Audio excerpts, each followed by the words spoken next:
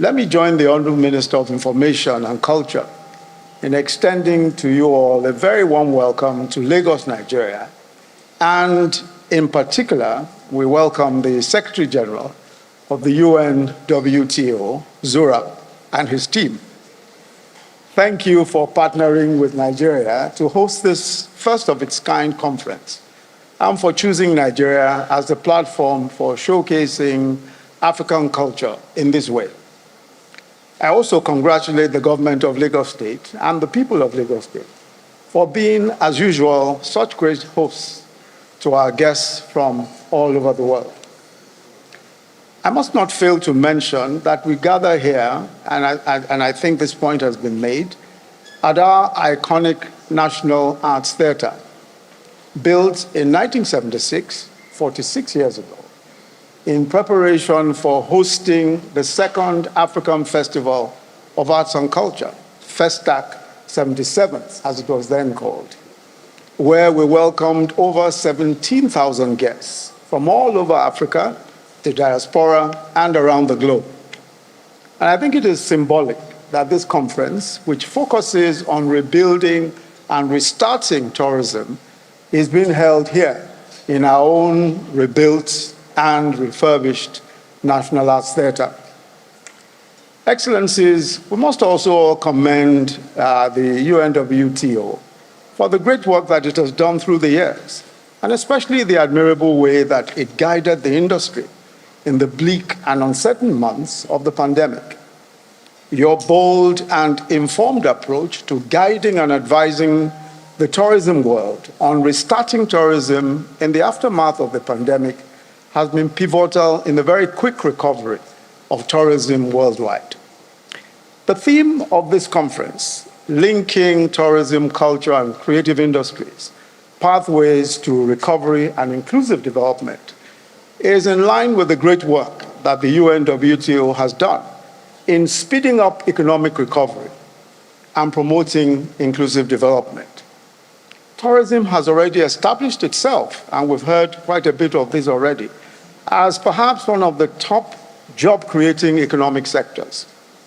Its contribution to global GDP is estimated at somewhere in the order of about 10%.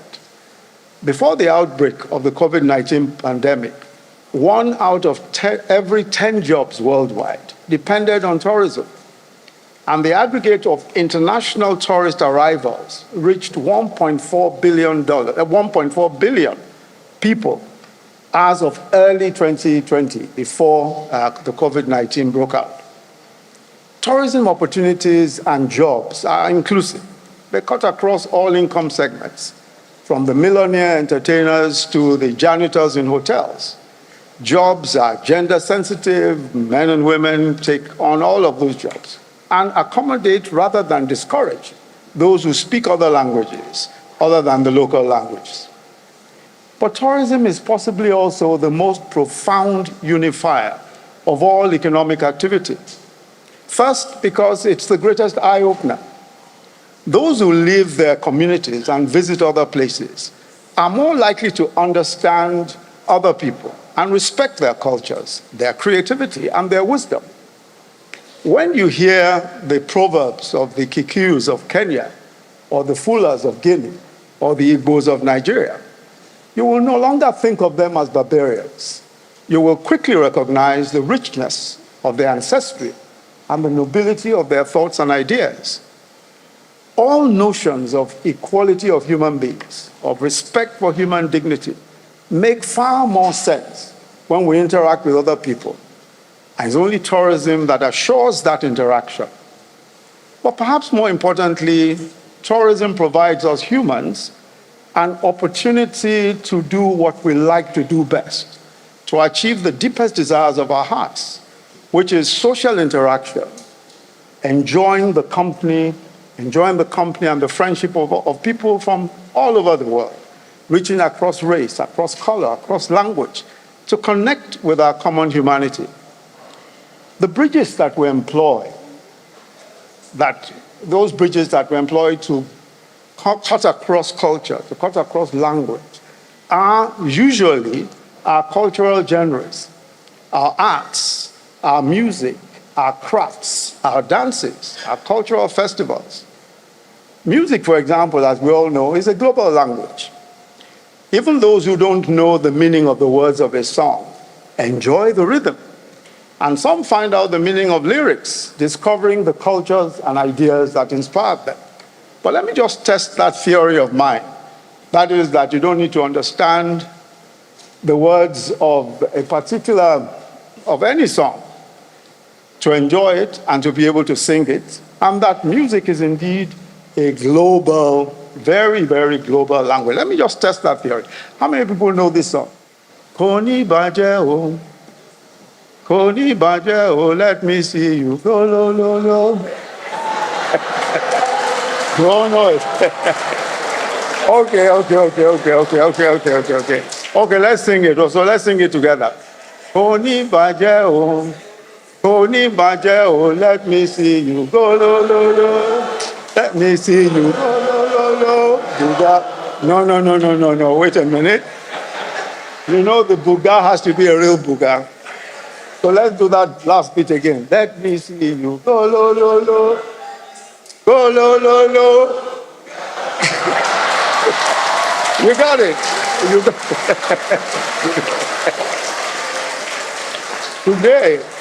Today, Nigerian music rendered in different Nigerian languages all over the world. So people all over the world are dancing to Kiss Daniel. That song, Buga, of course, was sung by Kiss Daniel.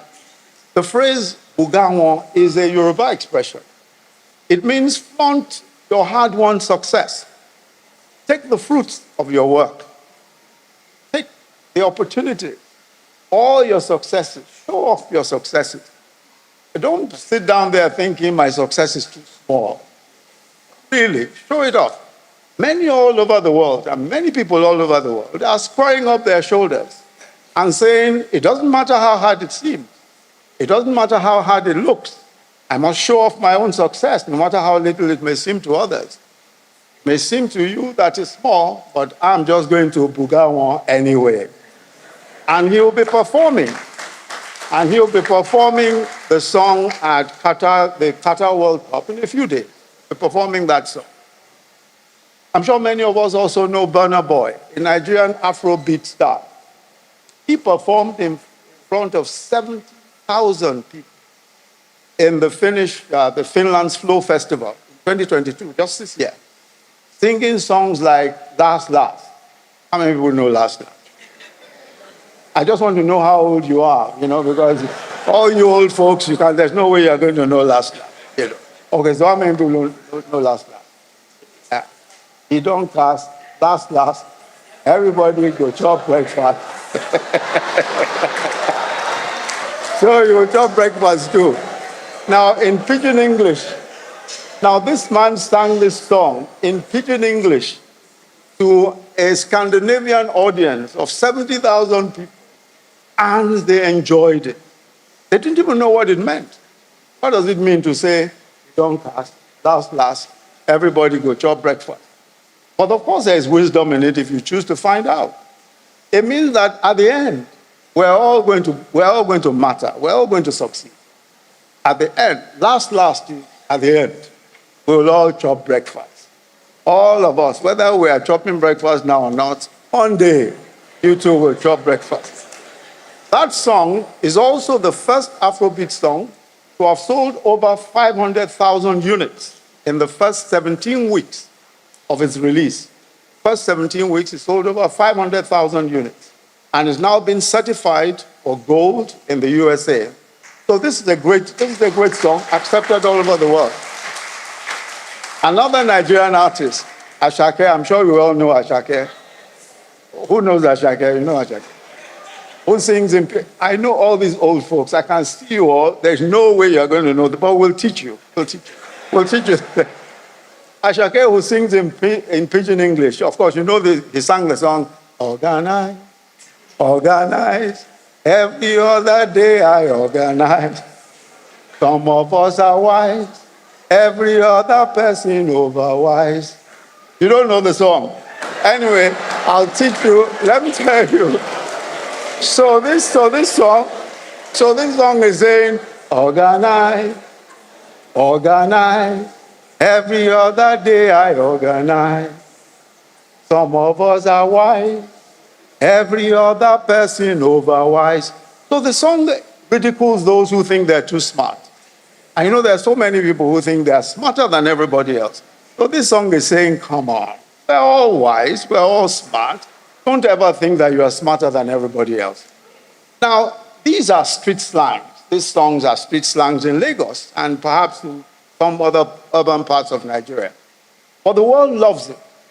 And this particular artist, Ashake, in his show at the O2 Arena in Brixton in the UK, sold out to an international audience in less than 5 minutes. As soon as the tickets were put online, in less than 5 minutes, the show had sold out. And then, of course, see how the Black Panther movie and its sequel, the Black Panther Wakanda Forever, has taken the world by storm, breaking box office records, making in excess of $330 million in sales in its first week. And it's an important movie because it proved a point that Africans, local and diaspora, can, using music, actors, producers, and technical people who are African, create a movie that is outstanding cinematic and technical achievement all by itself, with modern songs, relevant with modern takes, modern cinematography, and loads of hit songs, written and sung by Nigerians and by other Africans. They were here last week. I'm sure that Lagos recognized that they showed up here last week for the African premiere of that movie. That an African premiere was held here in Africa, that an African premiere was held at all for any movie is an important statement all by itself. And I think that we should always remember to commend all of these great young men and women who are doing such great things, unifying Africa and unifying the world in the process.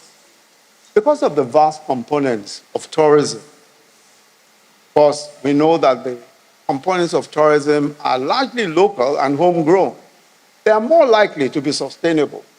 And the promotion and preservation of cultural sites, forests, of natural life, and aquaculture for tourism purposes works well with our zero carbon ambition. So when we teach a whole new generation to love and respect our beaches, love and respect our forests, and at the same time we create jobs and livelihoods in doing so, we are actually achieving the perfect balance that would enable us to long enjoy God's endowments in nature and in prosperity. Let me again commend the UNWTO for not just this groundbreaking conference, but just all that it took to ensure that this succeeded. And I'm sure that all of us who are here who have experienced the last day or two recognize that this is such a well put together conference. But it's also, this conference is an opportunity to define the future of tourism. What more can we do to make the movement of people across borders easier? How can we counter the nativist, ultra-nationalist rhetoric of politicians who seek to demonize foreigners, promote racial segregation? How about technology? Will virtual reality, virtual visits and tours kill human interaction? Or can we turn virtual reality to advantage for tourism? So many questions.